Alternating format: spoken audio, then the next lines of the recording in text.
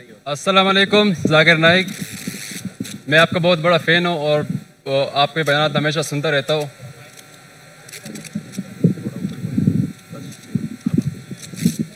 سر آپ سے میرا سوال یہ تھا. اپنا نام بتائیے. میرا نام رفیع ہے. آپ مسلم ہیں نان مسلم؟ جی میں کرسچن ہوں. جی.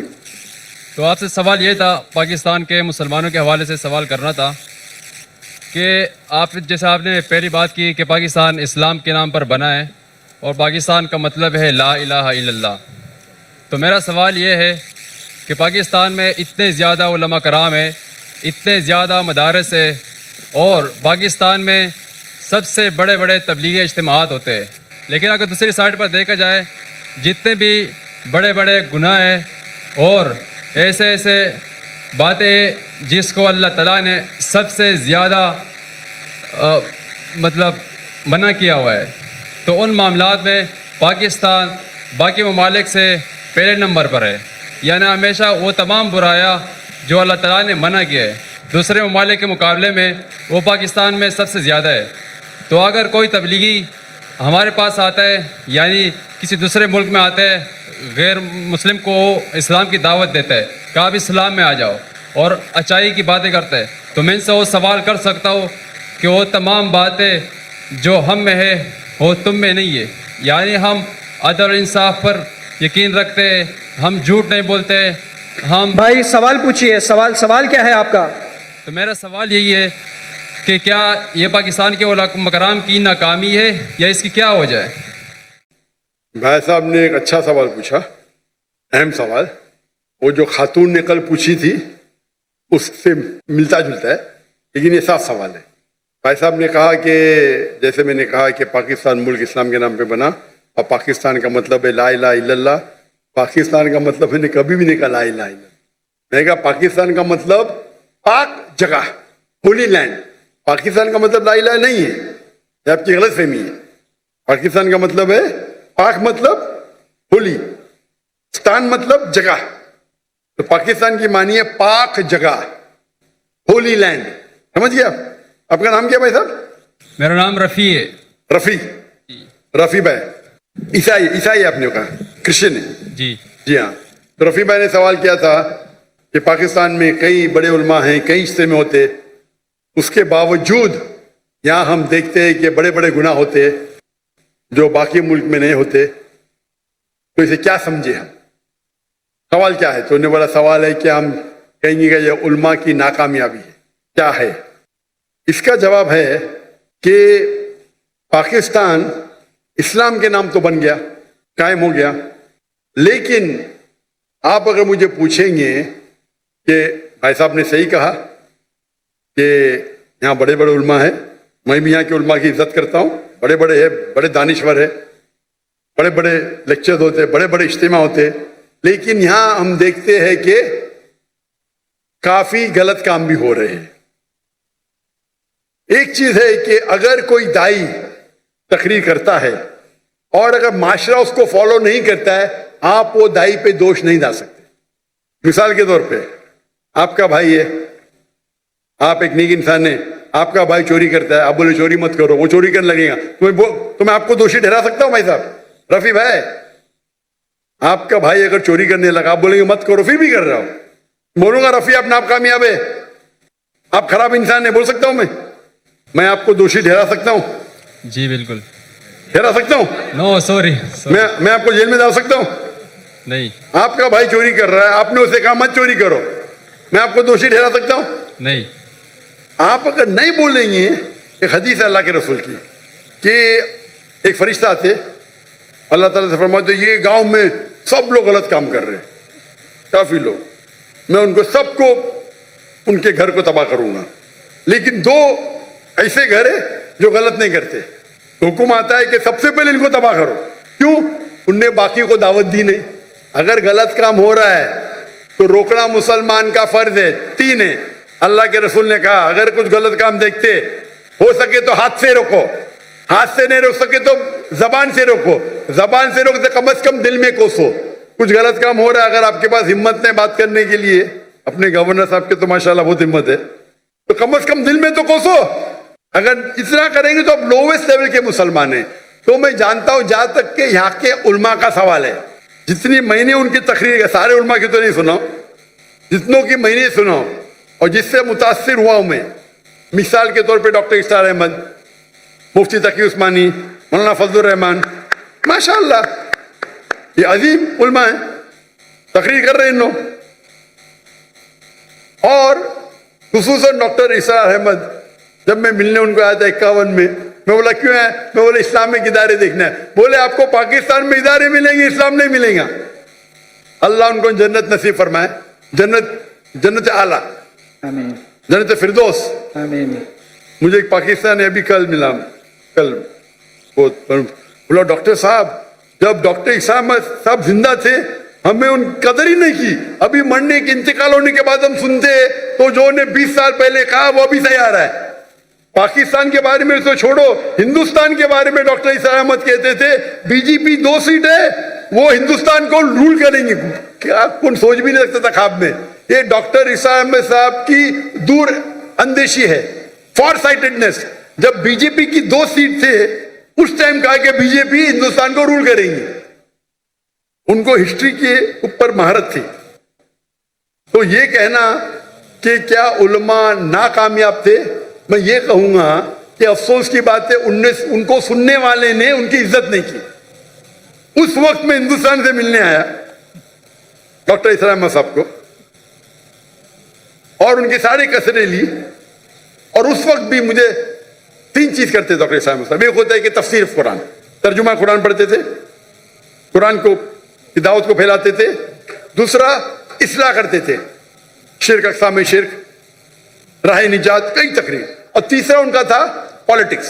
اور مجھے پالیٹکس سے زیادہ شوق نہیں ہے.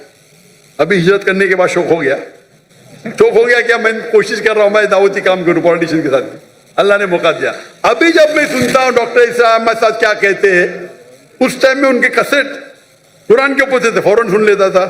اگر اصلاح کے اوپر سن لیتا تھا، پالیٹکس میں تو پالیٹیشین نہیں ہوں، تھوڑا سن لیتا تھا، بند کرتا تھا.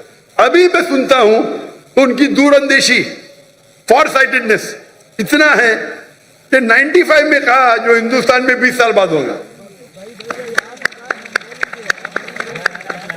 تو یہاں کے علماء ماشاءاللہ جتنے میں نے سنا ماشاءاللہ اچھے ہیں. وہ افسوس کی بات ہے کہ لوگ نے قدر نہیں کیا ان کا.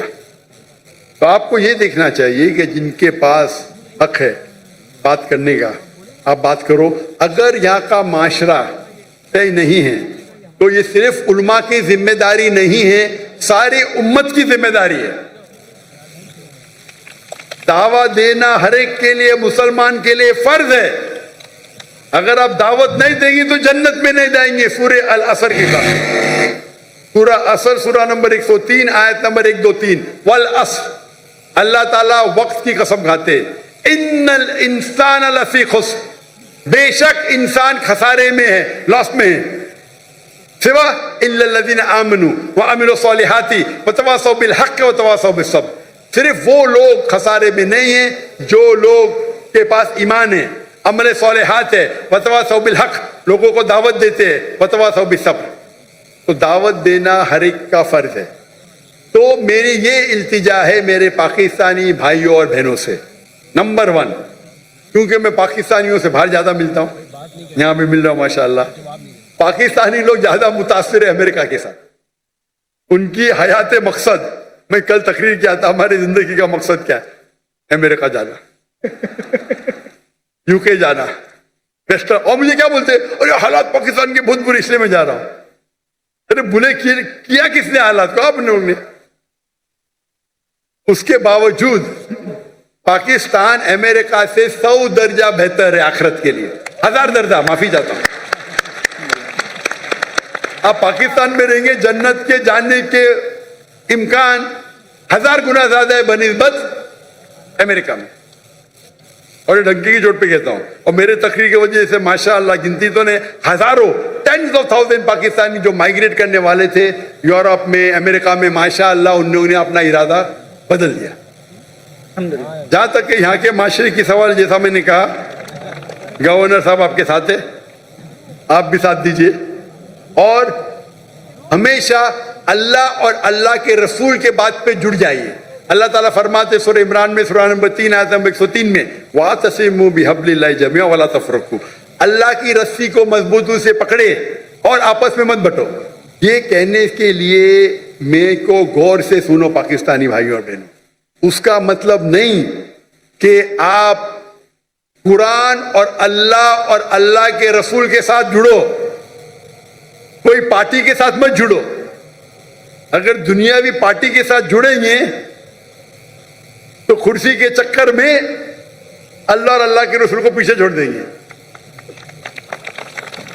تو پارٹی کریں گے تو نفرت پیدا ہوئیں گی, گورنمنٹ میں تناؤ رہے گا. آپ ایک مسلمان امہ جیسے جاؤ, ایک اپنے دوسرے امتی بھائی کے پاس.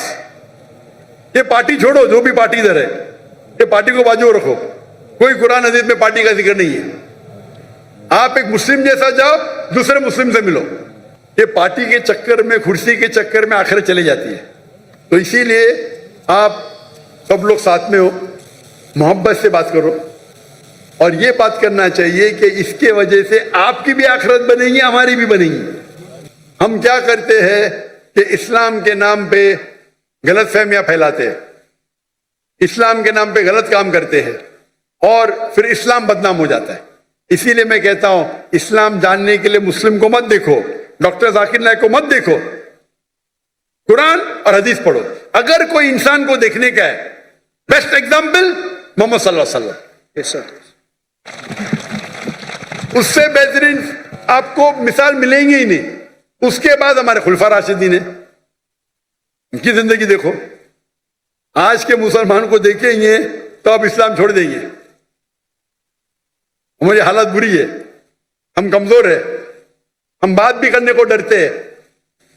40,000 سے فلسطین بھائی ہمارے مر گئے, ہم منہ بھی نہیں کھول سکتے. اللہ نے آپ کو طاقت دی ہے, ہتھیار دیے, کائی کے لیے؟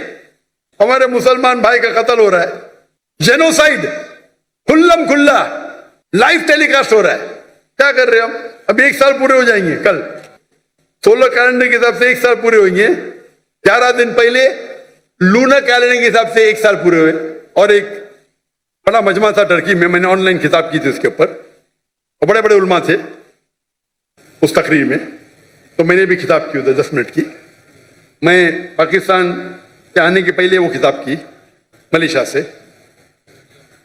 تو انشاءاللہ اگر آپ اللہ اور اللہ کے رسول کے بات پہ ایک ہو جائیں گے, اللہ تعالیٰ آپ کے ساتھ رہیں گا. اور انشاءاللہ امید کرتا ہوں کہ انشاءاللہ پاکستان مانی کی طور پہ پاک ہو, انشاءاللہ پاک ہو, تاکہ اس سرزمین پہ کوئی گناہ نہ ہو. انشاءاللہ دعا کرتے.